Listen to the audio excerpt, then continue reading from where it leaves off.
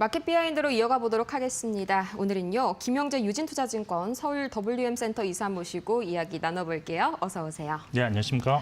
네, 벌써 정말 이 출근길, 퇴근길 날씨가 참 많이 싸늘해졌습니다. 보니까 네. 벌써 이제 9월도 2거래일밖에 채 남지가 않았는데 보니까 우선 지난 금요일은 상당히 우리 시장 좀 큰 폭으로 급락이 나왔습니다. 뭐 뉴욕 쪽에서는 관세 금리나 기대감이 좀 꺼진 탓도 있겠고 대내적으로는 이제 관세 이슈가 좀 있었는데 아직까지 후자 리스크는 좀 상당히 크게 남아있네요. 환율이 1,410원인 점이 상당히 좀 부담스럽습니다. 10월에도 유지가 될까요? 뭐 환율은 이제 어떻게 이제 저희가 통화 스와프라든지 하면 뭐 그 관찰 대상국에서 벗어나는지 뭐 이런 거가 이슈가 있기 때문에 네. 이런 게 잘 해결된다면 다시 또 전 세계적으로는 아직 달러 약세 기조로 좀 전환되는 그런 국면이기 때문에 유독 우리나라만 다시 환율이 상승하는 것은 좀 아니지 않을까라고 보고 있고요. 네. 일단 먼저 9월을 좀 리뷰를 좀 해봐야 될 것 같은데 9월이 사실 8월 말만 해도 9월 달은 이제 4분기 화량장을 대비하는 좀 이렇게 좀 시간이 될 것이다라고 예상을 했었지만 의외로 코스닥 지수가 사상 최고치를 기록하는 등 네. 상당히 좀 큰 시우기 좋은 장이었다. 뭐 좋았던 원인이 몇 가지가 있었는데 이제 글로벌하게는 금리 인하 사이클이 다시 재개되면서 유동성 장세가 좀 다시 시작되었다라고 보고 있고 특히 외국인과 기관 수급이 크게 개선된 코스피 시장이 전반적인 국내 시장을 견인하면서 코스닥도 이제 전기전자 종목을 중심으로 큰 반등이 나왔다 할 수 있습니다.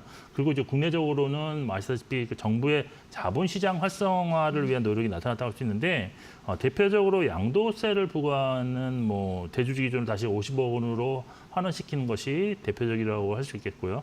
또 이제 9월 시장을 견인했던 것이 이제 금리 이슈였는데 이것은 사실 향후에 미국의 고용 지표라든지 물가 지표가 어떻게 변하는지에 따라서 사실 변화할 수 있는 여지는 좀 있는 상황이지만 그래도 아직까지는 현재 그 남은 두 차례 FOMC에서 각각 한 차례씩 토탈 두 차례 금리 인하를 할 것으로 보는 시각이 대부분이고 패드와치의 그 확률도 그렇게 지금 진행되고 있는 상황입니다.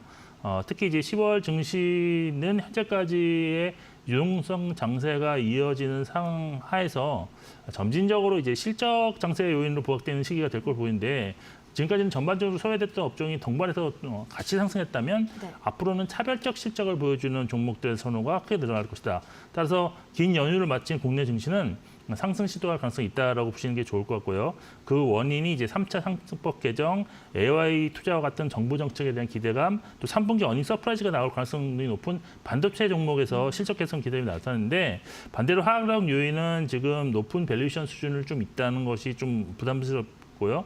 또 미국과의 상호 관세에 완전한 타결 관련한 불확실성은 좀 남아있지 않나라고 보고 있습니다. 그럼에도 불구하고 실적 측면에서 본다면 내년 코스피 200 종목들의 영업이익 추정치가 지금 보면 올해 대비는 한 20.5% 증가할 것으로 지금 전망되고 있기 때문에 실적 호전 종목 위주로 국내 증시는 상승 쪽으로 견인할 확률이 좀 있다라고 보시면 좋을 것 같습니다. 따라서 국내 증시는 추석 연휴 이후에도 단기 조정 연장 가능성은 좀 있을 수도 있지만 이후 추가 상승 가능성에 더 무게를 두신 전략으로 대응하실 것이 필요하고 실적 개선주와 외국인 매수가 유지되는 종목 위주로 꾸준히 좀 저점 매수를 지속하시는 것이 좋다고 정리를 해드리겠습니다. 네, 또 어제 더불어민주당이 이 3차 상법 개정안을 이번 정기국회 내에서 처리하겠다고 재확인하는 보도가 나왔었죠. 이 얘기도 잠시 후에 한번 나눠보도록 하겠고요. 우선 이 10월 유동성 장세가 뒷받침을 돼줘야 되는 게 바로 이 실적인데 이 실적 관련해서 저도 한번 체크를 해봤습니다만 3분기 영업이익 전망치가 사상 최고치가 될 거다. 이런 헤드라인도 있었지만 보니까 19개 업종 중에서 전월 대비해서 오히려 좀 상향 조정된 업종은 5개밖에 없더라고요. 반도체, 전기전자, 화학, 증권, 제조업 여기서 끝인데 그만큼 업종별 실적 쏠림이 더 과도해지겠다는 그런 의미로 해석해도 되겠죠? 일단 전반적으로 이제 가시적으로 확실히 좋아지는 업종이 정말 딱 한 업종은 확실하다라고 볼 수 있는데 반도체죠. 반도체와 이제 반도체 장비 쪽은 확실히 지금 추정치가 상향 조정되는 게 가파르게 되고 있습니다. 그래서 일단 올해 3분기 예상의 실적 시즌은 역대 3분기 수준에서 가장 최고치가 되지 않을까라고 보고 있는데 과거 이제 2022년 3분기가 최고치였습니다. 네. 이제 뭐 말씀하신 것처럼 이제 한전제철 대비 전체 영업이익 추정치가 지금 한 2.6% 상향 조정됐는데 그 중에서 반도체와 반도체 장비는 무려 10.8% 이익 추정치가 상향 조정됐습니다. 한 달 동안 10.8%라면 향후에 남아있는 기간 동안에도 충분히 더 추가적으로 상향 조정될 수 있다. 이런 어마어마하네요. 여지를 남겨둔 거기 때문에 본격적인 실적 시즌은 이제 뭐 한 10월 중순 정도 이제 이후가 될 텐데 그때까지 정말 좀 실적이 상당히 좋지 않을까라고 보고 있고 근데 아쉽게도 이제 그 반도체와 반도체 장비 업종을 제외할 경우 영업이익 추정치는 한 달 전 대비 0.4% 감소했다는 것인데 결국 반도체 관련 업종만이 3분기 실적 성장을 견인할 것으로 봐도 과언이 아니다라고 보시면 될 것 같습니다.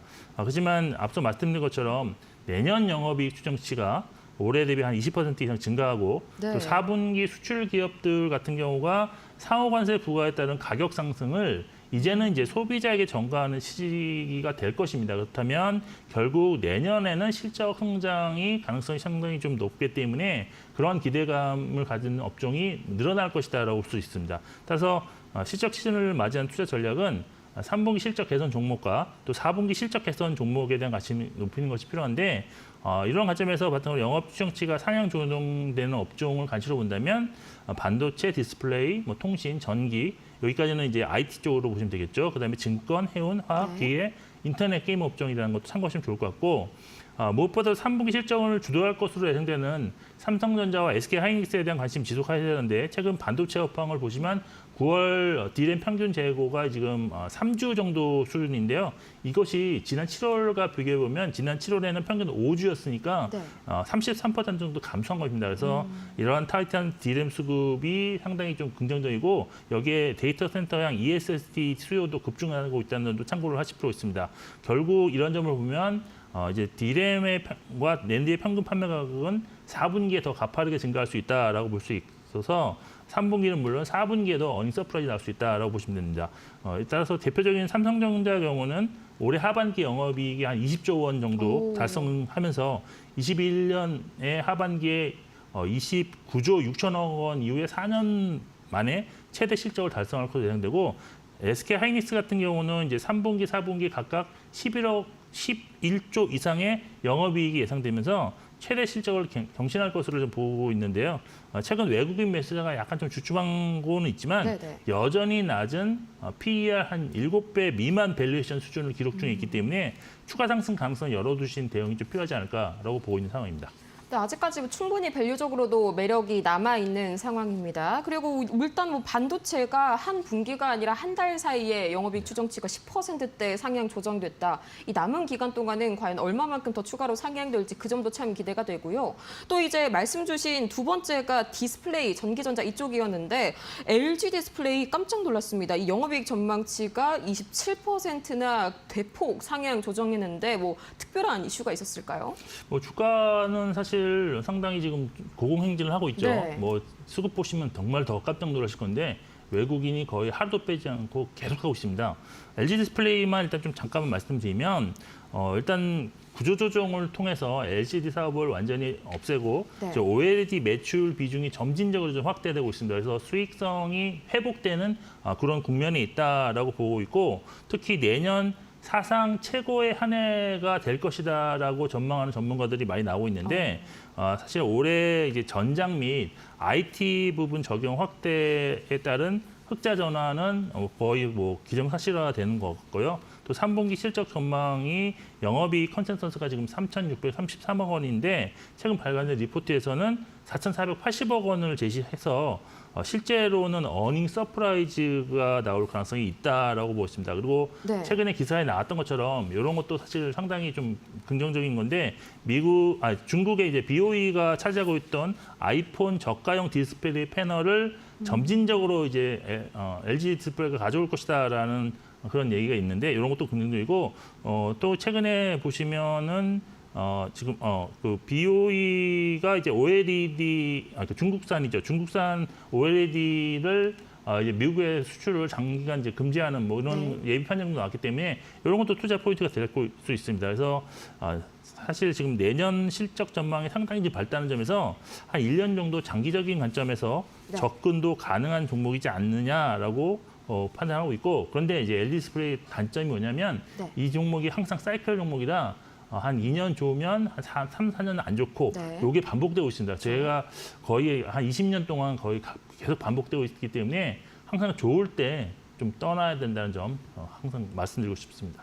네, 좀 박수 칠 때 떠날 필요가 있는 LG 디스플레이. 자, 그렇다면 LG 디스플레이 이외에도 좀 주목받는 종목들이 더 몇 가지가 있는데 보시기에는 어떤 종목이 또 눈길이 갈까요? 아무래도 최근에 가장 또 각광을 받고 있는 삼성전기가 아니겠느냐. 삼성전기요? 네, 왜냐하면 삼성전기가 사실 전자 제품에 들어가는 그 MLCC가 원래 위주였는데 이것이 이제 전장이라든지 아니면 이제 서버에 들어가는 산업용 MLCC 비중이 높아지면서 네. 수익성이 상당히 좋아지고 있는 그런 상황입니다. 물론 개수도 더 많아지고 또 이제 단가도 높아지는 상당히 아주 좋은 그런 상황이 되고 있는데 여기에 이제 삼성전자 파운드리를 테슬라가 선택을 했기 때문에 향후에 이제 테슬라 향으로 뭐 전자 기판이라든지 카메라 모듈 수요 증가가 기대된다는 점도 상당히 긍정적이고, 그리고 최근에 이제 수급 상황도 외국인이 조정을 보임에도 시장은 조정이지만 삼성전기는 조정을 보여도 매수를 하고 있다는 점도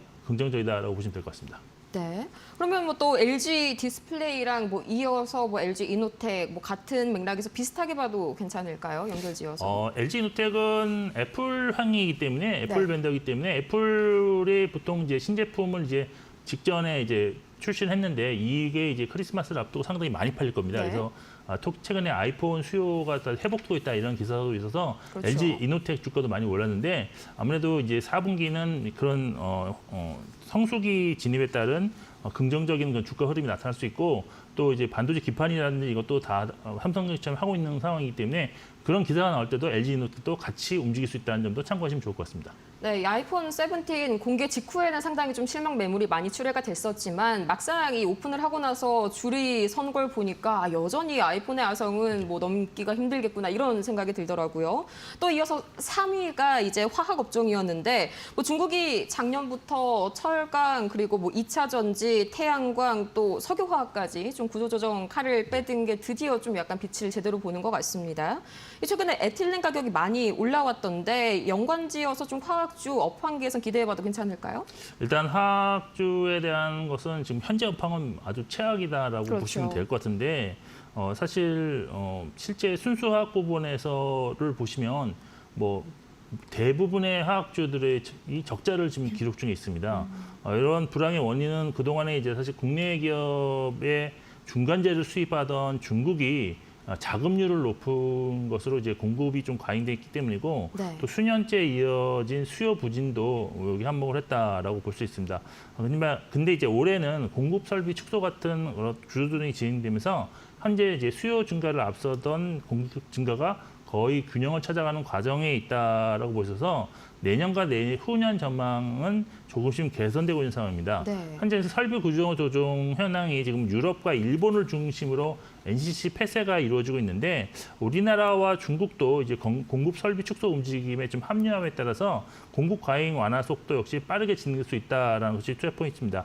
국내 NCC 업체 같은 경우는 일단 내년 말쯤에 좀 되면 영업이익이 한 손익분기점이 달성이 전망되고 있는데 네. 설비 감소도 이제 좋은 상황이지만 이제 고부가 제품 비중이 증가하고 가동률이 한 70% 수준에서 이제 90%대까지 내년 후반쯤에는 상승하면서 상당히 좋아지고, 여기에 자발적으로 설비를 폐쇄한 기업들을 대상으로 정부가 좀 인센티브를 줄 가능성이 높기 때문에 네. 주가에 있는 것이 발현될 수 있습니다. 이런 점을 고려할 때 내년 하반기 실적 개선 가능성이 좀 높다고 볼 수 있을 거고, 화학 종목들의 주가는 이런 것을 선반영해서 내년 뭐 상반기쯤에는 아주 좀 활발하게 움직일 수 있으니까 지금 4분기가 화학 종목들 매수를 시작하는 시기가 될 수 있다라고 전 개인적으로 생각을 하고 있습니다. 그러면 이 화학주들 특히나 어떤 종목을 좀 눈여겨서 보는 게 좋을까요? 네, 뭐 화학주들은 사실 뭐 순수 화학 종목도 있고 뭐 전기차 관련, 2차 전지 관련한 어떤 뭐 그런 물질을 뭐 양산하는 기업도 있고 한데, 일단 대장주라고 할 수 있는 LG 화학을 먼저 좀 보셔야 될 필요가 있을 것 같습니다. LG 화학이요. 네, LG 화학 같은 경우는 일단 3분기 LG 실적 예상에서 보면 순수 화학 부분이 4개 분기 만에 흑자 전환될 것으로 전망되는데 네. 일단 관세 불확실성은 좀 있었지만 원화 약세 속에 또 저유가가 좀 지속되면서 주요 제품의 이제 스프레드가 조금 확대되면서 실적이 좀 개선되고 있다라고 보시면 될 것 같고요. 특히 이제 주목하실 만한 거는 내년에는 2차 전지 관련해서 양극재 출하가 상당히 크게 증가될 것으로 예정되고 있는 상황인데요. 따라서 수익성 개선세가 지속될 수 있고 또 81.8%를 보유한 LG 에너지 솔루션 지분 매각을 통한 이런 활용 가시성이 좀 높다는 점도 긍정적 투자 포인트가 될 것으로 보고 있습니다. 그리고 이제 두 번째 종목이 이제 대환유화인데요. 네. 대환유화 같은 경우가 국내 순수 NCC 업체 중에서 가장 빨리 이제 흑자 전환할 것으로 저는 예상되고 있다는 점이 상당히 좀 투자 포인트고 현재 주가도 상대적으로 상당히 좀 잘 움직이고 있습니다. 이번 3분기 예상 영업이익이 100억 원이고요. 또 내년 전체로는 1,500억 원 이상의 영업이익이 예상되는데 올해 이제 추정치 전체 영업이익이 140억 원 정도 되니까 올해 대비로는 약 한 11배 이상 증가할 것으로 지금 전망되고 있습니다. 빠른 흑자 전환 예상에도 주가가 지금 현재 PER로 보시면 9.6배 정도 되는데 네. 사실 다른 화학 종목들 같은 경우가 아직 적자이기 때문에 PER로 좀 계산은 안 되고 상당히 높은 수준입니다. 그래서 다른 화학 종목 대비 현재 저평가 상태로서 추가 상승 가능성이 높다고 볼 수 있는 종목이라고 정리를 해드리겠습니다. 네, 이 LG화학 그리고 대한유화까지 관심 가지고 지켜보시면 좋겠다고 말씀 주셨습니다. 이렇게 해서 오늘 김명재 유진투자증권 서울 WN센터 이사 모시고 이야기 나눠봤습니다. 좋은 말씀 고맙습니다.